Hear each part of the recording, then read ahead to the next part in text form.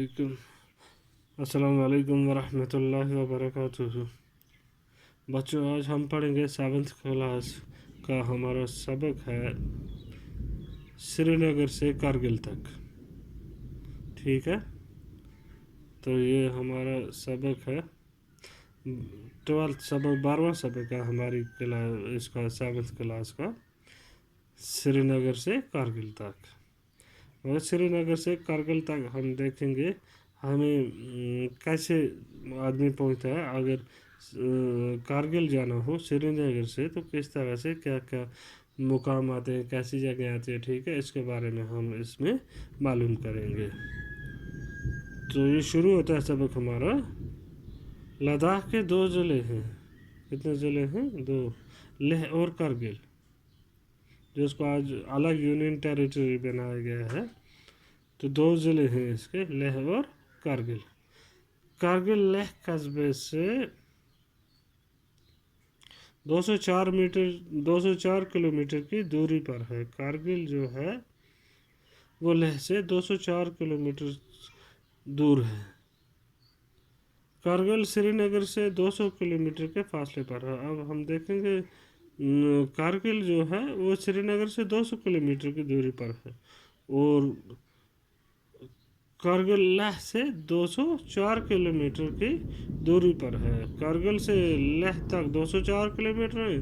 अगर हम श्रीनगर से कारगिल जाएंगे तो 200 किलोमीटर है। श्रीनगर से लेह जाने वाली गाड़ियाँ रात को अक्सर कारगिल में रुकती हैं। कहाँ पर रुकती हैं? कारगिल में। जब श्रीनगर से कारगिल की जानिब सफ़र शुरू होता है तो गाड़ी गांदरबल और कांगन से गुजरती हुई सोनमर्ग पहुँचती है। श्रीनगर से जब गाड़ी निकलती है तो वो कहाँ से? गांदरबल डिस्ट्रिक्ट से होके उसके बाद कांगन आता है। उसके बाद कहाँ पर पहुँचती है? सोनमर्ग। सोनमर्ग का नाम आपने सुना होगा, बड़ी सेहत अफजा मकान है, बड़ा सेहत अफजा मकान है। वहाँ पर बहुत सारे लोग, मुल्क के गैर मुल्क के सयाह लोग, विजिटर लोग जो हैं, टूरिस्ट, वो आते हैं सैर व तफरीह के लिए। सोनमर्ग एक सियाहती मकाम है। सियाहती में सयाह, जहाँ पर बाहर से लोग या हमारे लोकल लोग भी जाते हैं और बाकी दुनिया के कोने कोने से लोग आते हैं। किसके लिए? सैर सपाटे के लिए। ठीक है, ये सरसब्ज व शादाब वादी ऊंचे ऊंचे पहाड़ों से घेरी हुई है। ये सरसब्ज मतलब क्या हुआ? हर तरफ सब्ज़ा ही सब्ज़ा होता है इसमें। ठीक है, और ऊंचे ऊंचे पहाड़ हैं इस पर, इसके। ठीक है, और वहाँ पर क्या है? सोनमर्ग में सरसब्ज वादी है और ऊंचे ऊंचे पहाड़ हैं। पहाड़ों के बीच में है सोनमर्ग। यहाँ चीड़ और देवदार के तनावर दरख्त सोनमर्ग की खूबसूरती में इजाफा करते हैं। चीड़ और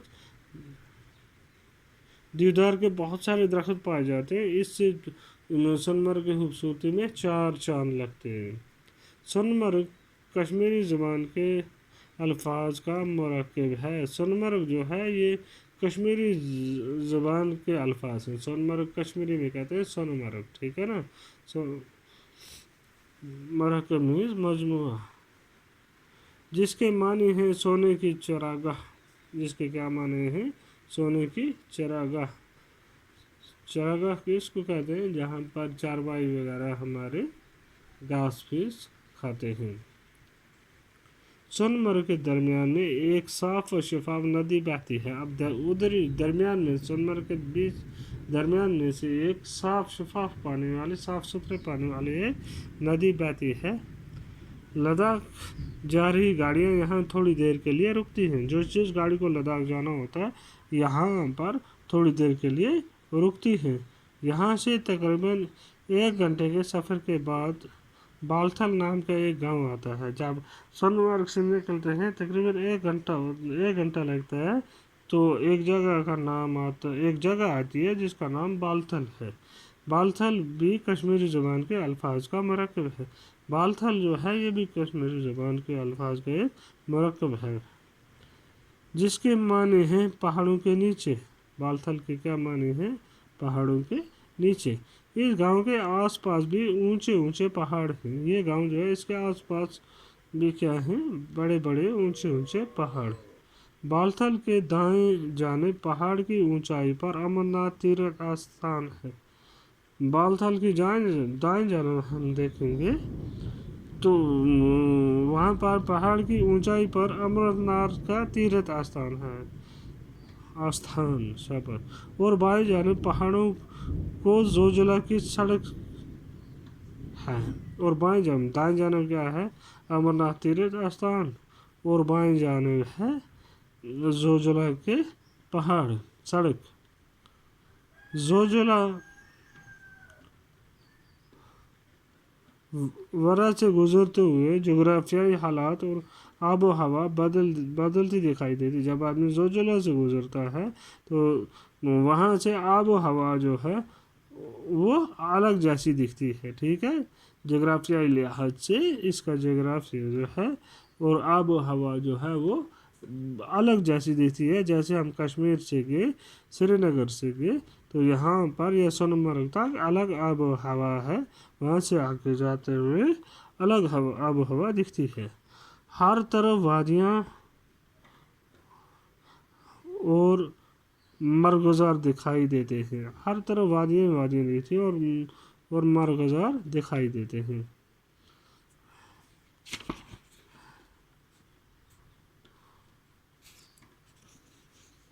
مرغزار کہتے ہیں سرسبز میدان چراگاہ. ٹھیک ہے، ہر طرف وادیاں، سرسبز وادیاں اور چراگاہیں دکھائی دیتی ہیں.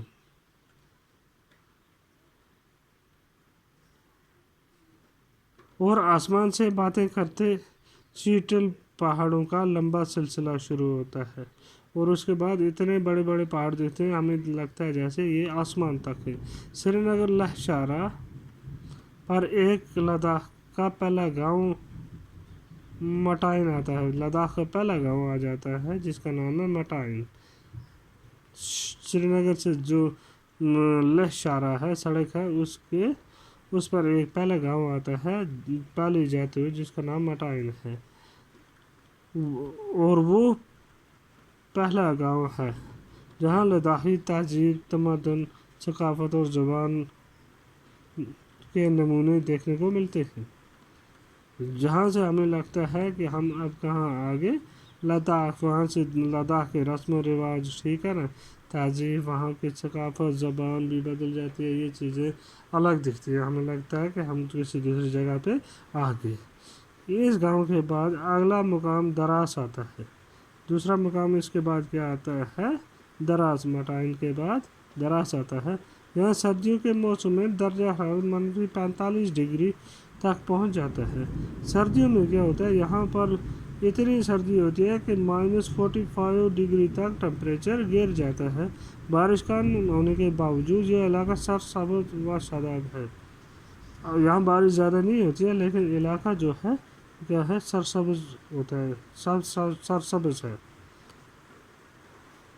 اور یہاں ایسے مکان بنائے گئے ہیں جو شمسی توانائی سے سردیوں میں قدرے گرم رہتے ہیں. ایسے مکان بنائے گئے ہیں جسے شمسی میں سورج کی، جس کو ہم سولر کہتے ہیں، تو سولر پاور کے ذریعے یہ مکان جو ہے یہ کیا رہتے ہیں؟ گرم رہتے ہیں. یہاں سے آگے جانے پر خربو نام کا ایک گاؤں آتا ہے. یہاں سے جب آدمی آگے گزرتا ہے تو خربو نام کا ایک گاؤں آتا ہے اور اس طرح سفر جاری رکھتے ہوئے شام کو کارگل پہنچتے ہیں. اس طرح سے جب ہم سفر جاری رکھتے ہیں، چلتے رہتے ہیں، تو ہم کہاں پہنچتے ہیں؟ شام کو کارگل. آج اتنا ہی، کل اس سے آگے انشاءاللہ.